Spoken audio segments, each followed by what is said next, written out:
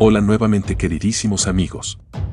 A propósito de los últimos anuncios del presidente Kast respecto de su agenda de seguridad, es que durante el debate realizado en el programa Tolerancia Cero de CNN Chile, se vivió un llamativo momento luego de que el actual ministro de Seguridad Pública, Martín Arrau, fuera invitado para abordar las próximas iniciativas del gobierno en materia de seguridad, junto al exdiputado Pepe Aut y la periodista Mónica Rincón. En ese contexto, tras ser cuestionado por el tratamiento de los reos y por la reforma constitucional, Rincón le preguntó al ministro por qué consideraba justo que, en su iniciativa constitucional, los derechos de los reos quedaran pospuestos frente a los derechos de quienes están libres, y si aquello no era atentar contra los derechos humanos. Sin embargo, Arrau respondió que no le parecía así, especialmente porque, según explicó, simplemente estaba velando por el bienestar de los chilenos de bien, mientras continuaba la discusión sobre las propuestas planteadas en materia de seguridad y sobre el tratamiento otorgado a las personas privadas de libertad.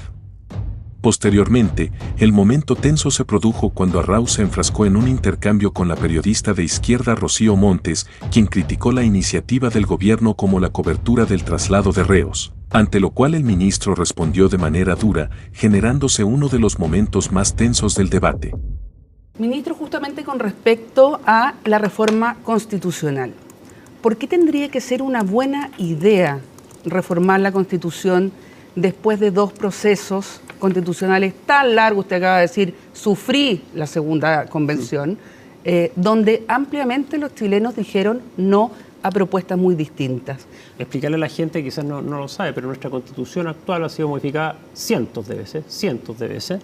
En los últimos meses o años se creó la Fiscalía Supraterritorial. Es una reforma constitucional. Ministro, pero ustedes eran de los que no querían tocar la Constitución, ¿no? No. O sea, históricamente, ¿no? Era de los que les parecía que la Constitución tal y como estaba bien. Mira, yo creo que hay que salir un poco los eslóganes. No, pero nosotros nunca hemos estado de acuerdo en refundar este país, en generar la plurinación. La puedo enumerar porque me la sé más o menos de memoria. ¿La sufrió? Sí, por eso. En tener sistemas jurídicos diferentes depende de nuestra etnia, Entonces, podemos seguir el derecho al puerto, al cielo nocturno. No, en esas locuras no estamos de acuerdo. Por supuesto que no. Aclárenos, por favor. ¿Cuál es la propuesta del gobierno respecto de los beneficios sociales, específicamente el de salud, de los condenados por organización terrorista, por crimen organizado, etcétera? No, esos dos nomás. Esos dos, sí. Ya. Sí, hoy día la Constitución, de hecho, trae una norma que dice que las personas condenadas por terrorismo tienen inhabilidad para cargo público por 15 años hasta después de haber cumplido la condena, de ser director de escuela y otras cosas. A esto se le agrega una habilitación constitucional que dice que podrán limitarse ciertos beneficios sociales, como los contenidos en esos numerales que están ahí, donde está ciertos bonos o pensiones, educación, salud, o está esperando quizás a una cirugía no urgente y hay otras personas esperando. Entonces, cuando hablamos efectivamente de prestaciones de urgencia, cuando hablamos de problemas de salud pública que pueden afectar al resto de la población, me imagino que el legislador no lo dejará exceptuado. ¿Pero qué es postular a una cirugía no urgente? Es decir, ¿se le va a sacar de la lista si es que tiene, por ejemplo, una cirugía que no dependa su vida inminentemente? Ese es el tipo de propuestas que haremos en la ley, que tendrá que ser una bajada posterior a esta habilitación constitucional. ¿Y esto para qué? Para producir en el fondo... Un desincentivo a participar en organizaciones terroristas o de grupos criminales organizados. ¿Y usted cree que los delincuentes, de los que estamos hablando, de crimen organizado y terrorismo, digamos, van a dejar de ejecutar estas acciones por no poder realizarse una cirugía no urgente? Son varias cosas, son las señales. Cuando las personas que nos están viendo que con su impuesto, cada vez que compra un kilo de pan, paga un 19% de IVA y le financian beneficios a personas que han hecho tanto daño a la sociedad, créeme que hay una sensación de injusticia. Eso es lo que queremos corregir con esto. Ahora no dice todas las prestaciones pagadas con el dinero del Estado, sino que dice determinadas. Algunas que quedan a la ley. Determinadas que quedan a la ley, pueden ser muchas o pocas. Muchas o pocas. O ninguna. Todas. Cualquiera. ¿Cómo van a conseguir que no sean declaradas arbitrarias y que atentan contra la esencia de estos derechos? La salud es un derecho humano. Porque es un derecho humano, la salud pierde la calidad de ser humano, que lo hace acreedor de este castigo. Si usted mismo en el mensaje dicen que va a tener como límite el ejercicio de esta soberanía el respeto a los derechos esenciales que emanan de la naturaleza humana. Sí, los derechos fundamentales que inherentes a las personas son precisamente la integridad, la vida, la libertad. La salud Los derechos de segunda generación, derechos sociales como la salud, como la educación, como las pensiones. Es un derecho humano. Es un derecho, sí, es un derecho fundamental reconocido en nuestra Constitución. Es una prestación que le da el Estado a las personas en la medida que hay medios, es una obligación de medios, no de fin, de tener acceso a cierto grado de salud. Pero no tiene menos jerarquía que lo otro. Los derechos humanos tienen todo igual jerarquía, ministro. No, el derecho a la vida, sin el derecho a la vida, ¿qué otros derechos usted puede ejercer? Absolutamente, si Ya. conculco el Entonces, derecho a la están salud, termino afectando el derecho a la vida. No, por eso por se eso, dice que Están Por interrelacionados y a supuesto partir que de los sí. años 60, Por supuesto que sí. de los años 60 había una especie de categoría, entiendo. Está bien, pero yo entiendo que el derecho a la vida es más importante quizá el derecho a la naturaleza.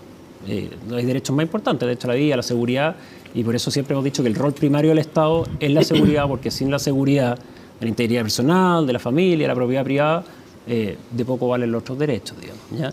Dicho eso, la igualdad por supuesto que es muy importante, pero por eso entramos en una reforma constitucional, porque nosotros queremos que las personas condenadas por crimen organizado, por terrorismo, tengan un trato desigual, por ejemplo, en las normas penitenciarias. Queremos que ellos tengan un régimen penitenciario mucho más duro como el que inauguramos en Talca la semana pasada. Régimen solitario. Lo inauguraron sin reforma constitucional. Exactamente, y por eso, La pregunta obvia es ¿por qué necesitan reforma constitucional entonces si ya lo hicieron? porque al día de hoy ya hemos recibido 6 recursos para devolver esos presos a otros recintos penitenciarios por lo que señala nuestra periodista.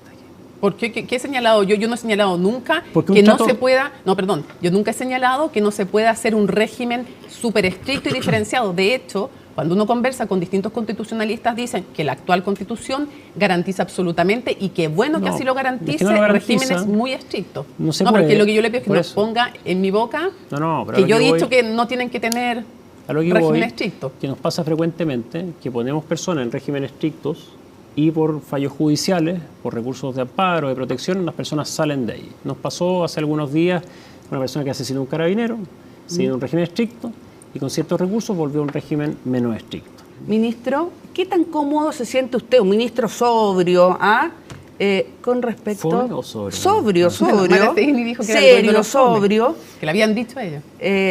con la puesta en escena que vimos el otro día con la Operación Cancerbero. Esta música, transmisiones en vivo. ¿Qué música era? Bueno, fueron creo que Un una grupo era... de rock. Tendría que perdón, buscar cuál era porque no soy Video muy... musicalizado. Al ministro le Chao. gusta el metal. Me gusta capaz toda la que lo música, cogió la él. clásica sí, pero también la música más moderna. Mira, Plan Cancerbero, nombre de película, como decía, entre otras cosas, el encargado de comunicación en una entrevista Voy a buscar cuál hace es la un música tiempo. del ¿ah? video. para que Después la se la pongan. aviso. Sí. Pero yendo al a ver, fondo, mire. sí. Pero este exceso de importante marketing Pepe no Auto. aumenta las expectativas de la Pepe gente, que ya es un problema. de irse a la... Este exceso de marketing, ¿Pero qué expectativa de la gente? de la expectativa de respecto a este gobierno vaya a solucionar. Estamos de- mostrando lo que se está haciendo. Claro, simplemente. pero con un Es una exceso de contratación marketing. de hecho. Es un Entiendo exceso de por marketing, la eso música. sí. Me llamó la atención, ministro, hoy día el presidente Kast planteaba que como sociedad chilena tenemos que debatir sobre un asunto. Los presos enfermos, que posiblemente ni siquiera se dan cuenta que están presos, que están cumpliendo condena, terminen su vida en la cárcel. ¿Qué tan dispuesto está usted a abrir eso como ministro de Seguridad en ese debate? Incluso el presidente, citaba al juez Garzón, lo cual me llamó la atención en ese sentido. Porque indudablemente podría involucrar a condenados por violación a los derechos humanos que en este momento tienen alta edad. Usted se refiere a indultos humanitarios, Sí. personas que están con enfermedades terminales Sí. o están graves. Yo creo que es de toda lógica. ¿Ya? De toda lógica por varias razones. Esas personas están cumpliendo una condena, pero no saben ni siquiera que están cumpliendo una condena o están al final de sus días. Además, un tema de economía práctica que a esta altura, créame que me preocupa, con una sobrepoblación de un 150%. Aunque, Sí, pero usted podría estar de acuerdo, ¿no? ministro, Ah, no. aunque involucre violadores de los derechos humanos, que son crímenes imprescriptibles e inadmisibles. Un homicida, una persona que viola, también es una persona que vulnera los derechos humanos. Claro, pero por lo mismo le digo, este debate, aunque a violadores a los derechos humanos que están, por ejemplo, en las cárceles como Punta Peuco, ¿los beneficia? O sea, incluso ahí. Mi respuesta es más amplia. La mayoría de las personas presas en nuestro país han violado derechos humanos. No todos quizás, pero hay muchos que han asesinado a otra persona. Y ahí está violando un derecho humano a la vida. Bueno, en este caso hay una ley de diferencia, fue una política de Estado lo que ocurre en este país. Sí, por eso, pero a la víctima poco le importa, digamos. Yo creo que en este caso a las víctimas de violación a los derechos humanos sí les importa que haya sido una política de Estado, ministro. Entonces, pero bueno, es un debate largo. Sí, largo, pero sí, efectivamente hay que mirar lo que está pasando con personas con enfermedades terminales, que poco entienden dónde están, eso es que les quedan pocos años de vida. Tal como se puede apreciar en el registro, no hay duda alguna de que la solidez y el desplante del ministro Martín Arrau lo han convertido en uno de los ministros mejor valorados por la población, especialmente ahora que es la cara visible de las reformas impulsadas por el gobierno de José Antonio Kast, particularmente aquellas más sentidas por sus adherentes. En ese sentido, resulta evidente que la firmeza de sus respuestas dificulta que periodistas de izquierda logren hacerlo trastabillar durante los debates, ya que Arrau suele mantener una línea argumentativa clara y responder directamente a los cuestionamientos, sin modificar su posición frente a las críticas que recibe. Sin embargo, esa misma solidez parece provocar escozor entre algunos de estos periodistas, especialmente cuando el ministro enfrenta sus cuestionamientos sobre las reformas gubernamentales y sostiene sus planteamientos sin retroceder, manteniendo una actitud que le permite conservar el control de la discusión incluso ante intercambios particularmente tensos. Por lo tanto, considerando su carácter y su capacidad para sostener argumentos bajo presión, es probable que Arrau tenga un desempeño relevante en las reformas que impulsa el gobierno de Kast, especialmente si mantiene esta disposición para defenderlas públicamente frente a quienes cuestionen sus fundamentos durante los próximos debates políticos. Espero que el video les haya gustado, no olviden dejar sus likes y comentarios para llegar a una mayor cantidad de personas. Un abrazo a todos y nos vemos en el próximo video.